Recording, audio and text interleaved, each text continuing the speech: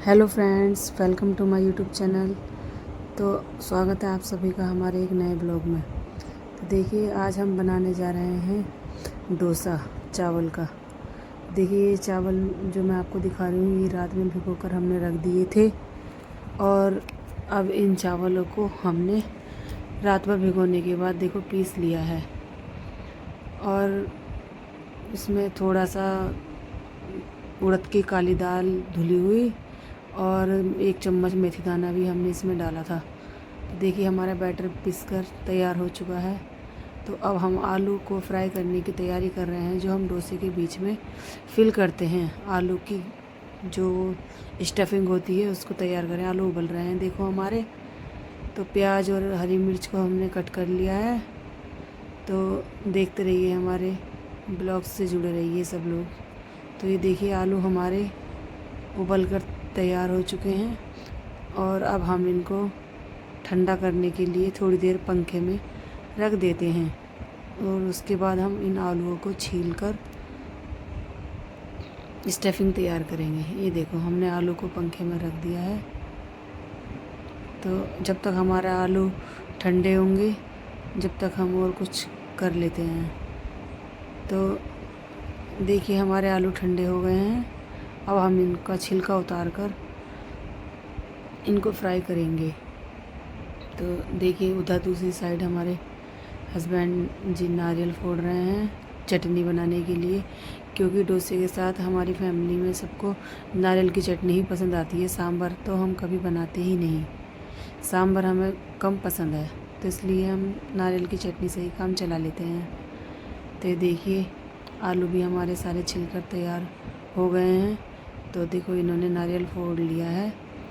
तो अब नारियल निकालने के बाद हम उसकी बनाएंगे चटनी। देखो, हमारा नारियल निकाल कर रख दिया है और आलू को फ्राई करने के लिए हम अब कढ़ाई को चढ़ाएंगे गैस पर। तो देखिए, और कुछ हमारे नारियल एक दिन पहले भी हमने फोड़ा था, तो कुछ नारियल हमारा फ्रीज में वो भी रखा था, तो हमने सोचा उसको भी हम चटनी में डाल लेते हैं। तो देखिए, हम बना रहे हैं नारियल की चटनी। देखो, एक तरफ हमने कढ़ाई भी चढ़ा दी है। तो अब हम आलू की जो स्टफिंग है वो तैयार कर रहे हैं। अब हमने कढ़ाई में तेल डाल लिया है। तेल डालने के बाद अब हम उसमें डालेंगे लाल मिर्च। लाल मिर्च हमने फ्राई भूनने के बाद अब हम इसमें डालेंगे राई, क्योंकि राई का तड़का मतलब आलू में बहुत अच्छा रहता है, अच्छा लगता है, टेस्टी भी होता है। तो देखो, वो हमने डाल दी है इसमें राई। राई के बाद हमने कड़ी पत्ता डाला, उसके बाद हमने प्याज डाली। प्याज और हरी मिर्च को हम हल्का फ्राई करेंगे, क्योंकि थोड़ी हल्की फ्राई करी हुई प्याज ही अच्छी लगती है आलू की स्टफिंग में। तो देखो, हमारा बेटा इधर मैंगो खा रहा है। मैंगो खाने के बाद देखो सब क्या कर रहे हैं अपने अपने रूम में। परी मोबाइल चला रही है, परी की मम्मी ये बैठी हैं और परी की मौसी ये है। देखो, हमारी बेटी को ये देखो, बस प्याज हमारी लगभग फ्राई हो चुकी है, बस इतनी ही हमको फ्राई करनी है ये। अब हम इसमें टमाटर ऐड करने वाले हैं। अब डालते हैं इसमें टमाटर। टमाटर डालने से पहले सोचा एक साइड में हम इतना चटनी बना लेते हैं। जब तक हमारे प्याज अच्छे से फ्राई हो रही है, तो हम एक तरफ नारियल की चटनी बना रहे हैं। नारियल की चटनी बनाते बनाते हम प्याज को बीच बीच में फ्राई करने लग जा रहे हैं। अब उसमें हम टमाटर डालने के बाद मसाला डाल रहे हैं, हल्दी डाल रहे हैं, नमक डाल रहे हैं। बस अब हमारी प्याज बस लगभग फ्राई होने ही वाली है। उसके बाद अब हम इसमें थोड़ी देर में आलू डालेंगे। अब देखो, हमने इसमें आलू डाल दिए हैं। आलू को अच्छे से फ्राई करने के बाद हम इसको ना साइड में रख देंगे और थोड़े से आलू हमने बचा दिए हैं, क्योंकि आलू थोड़ा ज़्यादा उबल गए थे। आलू को देखो, हमने कितने अच्छे से फ्राई कर लिया है। ये मेरी बेटी चला रही थी, उसको सब्जियां चलाने का बहुत शौक़ है। दूसरी तरफ हम नारियल की चटनी जो बनाई है उसके लिए तड़का तैयार कर लेते हैं। ये देखो बन गई है हमारी नारियल की चटनी। अब नारियल की चटनी के तड़के में हम क्या क्या डालते हैं, तेल डाला पहले हमने, फिर हम इसमें डालेंगे राई, कड़ी पत्ता और सूखी लाल मिर्च का तड़का। ये देखो लग गया है हमारे चटनी में तड़का, क्योंकि तड़के के बिना तो चटनी अधूरी लगती है। टेस्ट ही इसमें 2 गुना बढ़ जाता है तड़का लगने के बाद। देखिए तैयार हो चुकी है हमारी नारियल की चटनी। दूसरी तरफ हमारे आलू भी हो चुके हैं और देखिए कितने सारे बर्तन गंदे हो गए हैं हमारे। देखो बस लगभग तैयारी हो चुकी है। हमारे आलू की चटनी बनकर रेडी है। दूसरी तरफ हमारा बैटर देखो रखा है। ये हमारी बेटी ने थोड़ा सा बिखेर भी दिया था। तो हमने उड़द की काली दाल को भिगोकर और रखा था रात में ही, और चावल को भी, और इसमें 1 चम्मच मेथी दाना भी।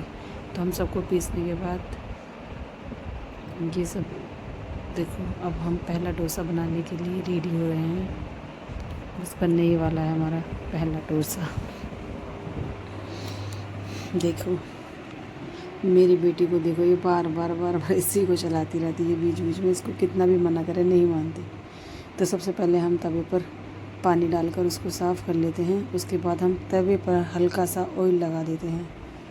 ऑयल लगाने से डोसा जो है चिपकता नहीं है तवे पर। देखो लगभग हमारा डोसा अब बनने ही वाला है। तो आइए हम डालते हैं इसमें तवे पर डोसे का बैटर।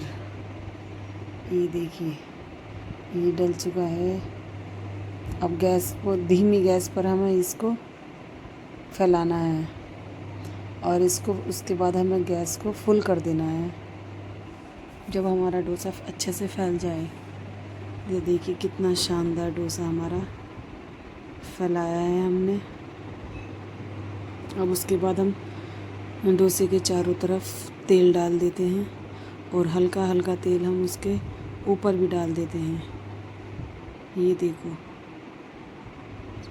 क्योंकि मेरे बेटे को आलू की स्टफिंग पसंद नहीं है, तो उसके लिए हमने सिंपल ही डोसा बनाया है। बाद में सब लोगों के लिए हम जो आलू की स्टफिंग है वो भरकर बनाएंगे। तो मेरे बेटे को आलू की स्टफिंग पसंद नहीं है, तो उसके लिए सिंपल डोसा बनाया है मैंने। तो ये देखिए पहला डोसा थोड़ा उतरने में दिक्कत करता है, बट बाद वाले जितने भी डोसे बनाएंगे वो सब बहुत आसानी से उतर जाते हैं। तो देखिए कितना प्यारा डोसा हमारा बनकर तैयार हुआ है। तो पहला डोसा मैं अपने बेटे को ही दूंगी, क्योंकि उसको ज़्यादा तेज़ भूख लग रही थी डोसा देखकर।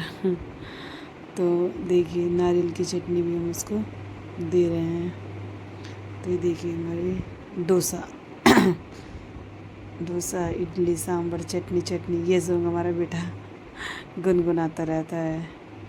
तो देखिए दे आई हूँ मैं अपने बेटे को, अंदर रूम में ही बैठ कर वो खा रहा था।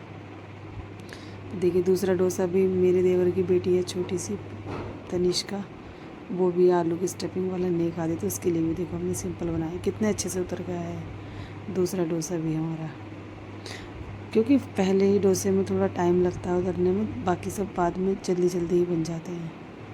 तो उसको भी देखो सिंपल ही दिया है मैंने, खा रही है। उसके बाद देखो मैंने अपने हस्बैंड के लिए बनाया है आलू की स्टफिंग वाला। तो ये देखिए वो खाकर बता रहे हैं कि बहुत ज़्यादा टेस्टी बना है, उनको बहुत पसंद आया है ये डोसा।